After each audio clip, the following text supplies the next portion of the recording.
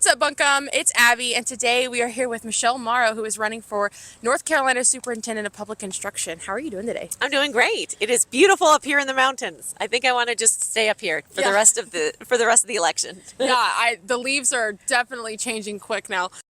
Raise a flag of liberty, the land of the free, rejecting tyranny. So, what do you see, and how are you feeling about the polls right now?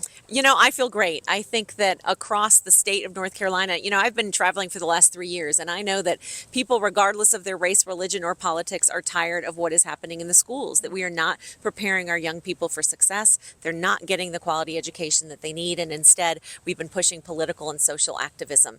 And I think people are ready for a change. They're ready for some fresh ideas, some common sense solutions, and that's what I bring to the table.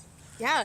So speaking about things that you bring to the table, can you tell us a little about your background and what you think makes you uniquely qualified for this position? Yeah, absolutely. So I am a mom of 5. I am a nurse. I had taught for 10 years down in Wake County, science and government as well as Spanish. And I have been working for the last 5 or 6 years to try to bring safety back into our schools, to get the boys out of our girls' sports, to respect parental rights as well as their role, and to try to strengthen that relationship between teachers and parents, and also to make sure that our money that we are spending every year, it's 50% of our entire budget goes to K through 12 education, and it's time for every dollar to be focused on student needs and boots on the ground staff. Those teachers and everyday people in the classrooms need to be the priority in all the decisions that we make. Absolutely. Can you tell us a little bit about what got you involved in politics and why you decided to run for this position? Yeah, absolutely. So really, I got involved in politics about 10 years ago when we moved back to North Carolina. And at the time, it was because of the border issue, quite honestly, because we had lived in Mexico. 3 of my 5 kids were born in Mexico City. Wow. My husband and I were missionaries there. And when I was seeing the open borders and this discussion of how that's compassionate, I realized it really isn't. We are taking a lot of young men away from their wives and their children down south of the border, and then they end up kind of just becoming lost in the United States of America. So we're leaving a lot of women and children on their own. And so that's when I kind of started getting involved. And then I taught civics and government. And when I did that, it really redeemed my education, my love for the Constitution. And I recognized this is really something that every young person needs to know, because we need to understand what the role of government is and what our role is. And I truly believe we will not remain a constitutional republic unless we do more than just vote twice a year. We've got to hold our representatives accountable. So that's what I started doing. I started speaking to representatives and really encouraging and empowering the people of North Carolina to do the same. And when I saw just the dramatic problems in our school system, I thought, you know what? We need some people from the outside that are not entrenched in this educational industrial complex, that can come in and just bring forth some common sense ideas. Yeah, we definitely need that. So, looking ahead, what are your top goals if you get elected? First is going to be safety. Many people don't know this, but last year almost 1,500 teachers were assaulted on the job in North Carolina classrooms. Yes. And in just 5 years, we have had an 84% increase in drug use and gang activity, as well as violent crimes in our schools. A lot of that is being swept under the carpet because the Obama administration did something called restorative justice, and they determined that we were only going to discipline, we were only going to hold those students accountable, and it was going to be different based on the color of their skin.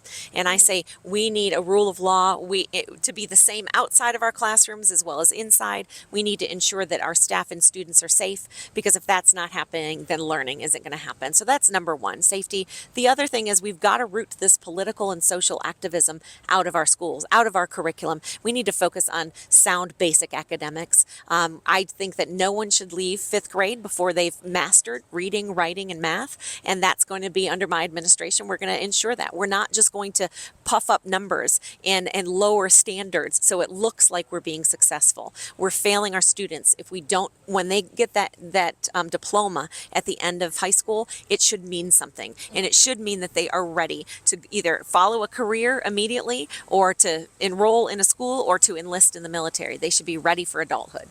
Yeah. Do you have like any pet projects that you really want to accomplish? You know, one of the things that so I started a school safety advisory council. That's what I did the first week after I won the primary. But what I'd really love right now is I'd love to see that in every district, every junior and senior in high school would have an opportunity to do an apprenticeship. I think you should work half the day, get paid for that work, and then do your core classes at the end of the day. I think that that's going to bring other new businesses actually into a lot of our smaller districts, a lot of our more rural areas.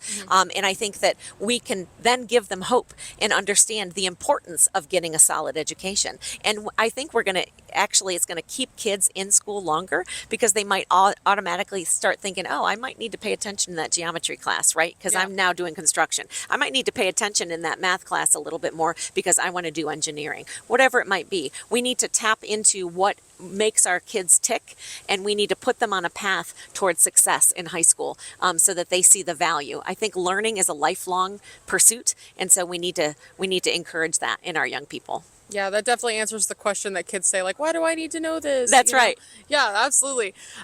So, I don't know if you've looked at the scores in Buncombe County, but, we've reevaluated them, and 75% of schools in Buncombe County are failing. They have a C or lower. Under your administration, what do you plan to do to fix this? That's what I'm saying. We've got to get all of that bloat out that has anything to do with political agendas. I think we're spending way too much time in the classroom, way too much money on those things, as well as we need to empower our teachers. We need to equip them with practical skills. What I'm hearing, even the current superintendent said 2 years ago that many elementary school teachers have math phobia, because they didn't learn fact-based math. They learned common core math, which is more theory-based. We need to go back to facts-based math, to the one objective course that we take. And I want to make sure that every time that we do something that is to advance our professional training, our professional development, it has a practical side to it that's going to actually be seen in success with the students. I think we also need to raise that bar. I think that our students and our staff will meet the expectation if we do raise that expectation. I think kids are filled with potential. I think if we have safety again in the schools, if we have respect, if we are focusing on academics rather than activism, I think we're even going to draw some of those excellent teachers back into the classroom, which is my goal, that may have left in the last few years because they didn't want to push the worldview that is right now being focused on in our schools. Wow. I just went blank. I'm so sorry. I just went blank. I was going to ask you a question and I just went totally blank. That's totally fine. So, in all of your years, in teaching and stuff, how do you think that shaped you to do this? How do you think that's made your perspective change? Well, that's one thing I say is that my kids were in public, private, and homeschool. So I feel like I have a pretty good, take on all of them and what elements we can take from each that are successful.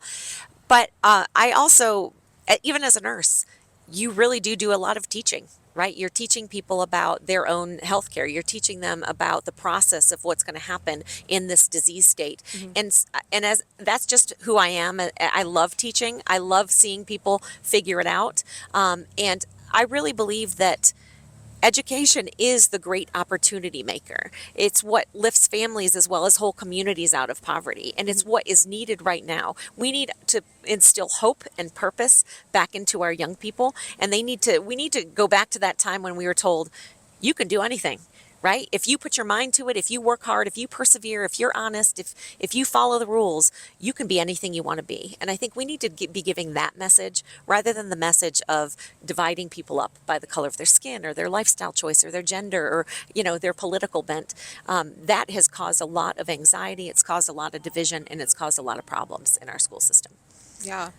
I remember what I was going to ask you a second ago. So, a lot of people may not completely understand what a superintendent of public instruction does. Can you explain that?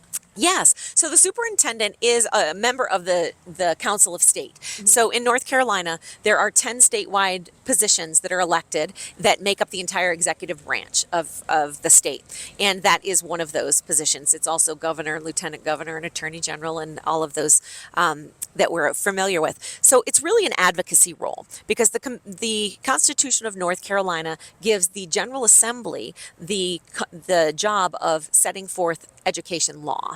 And then the State Board of Education is the one that sets forth policy to line up with that law. And then the Department of Public Instruction, of which the superintendent is directly, oversees that, sets the standards and does teacher trainings, handles the national teacher database that's about licensure.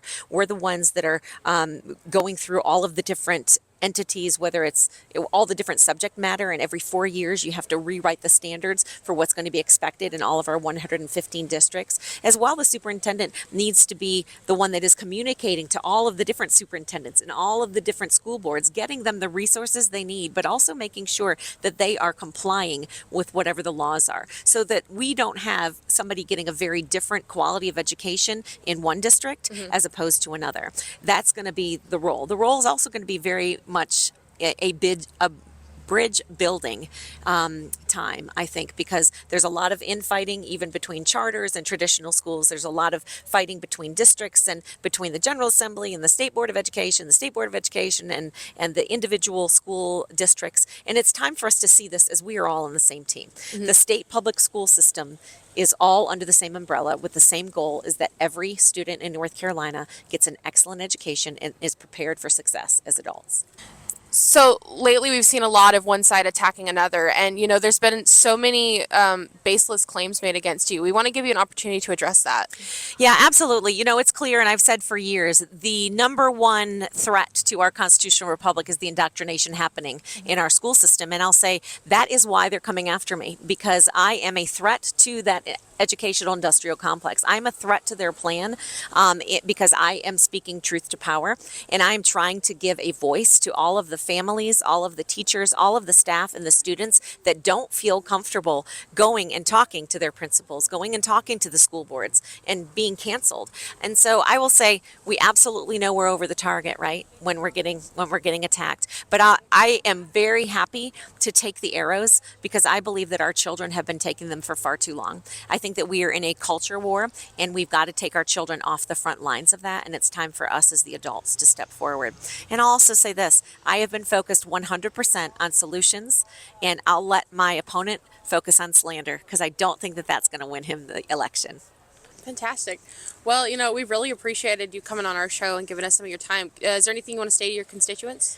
No, I just want to say thank you to everybody that is out here working the polls. Thank you to everybody that's voting. I truly believe that we are on the cusp of doing something great in North Carolina. I think that it's time for us to rise above everyone else and make our school systems the best in the nation and show the rest of the country how it's done. So I'd appreciate your vote. If you want to know more about me and all of my policies and plans, you can go to my website at Morrow4NC.com. That's MORROW 4NC.com.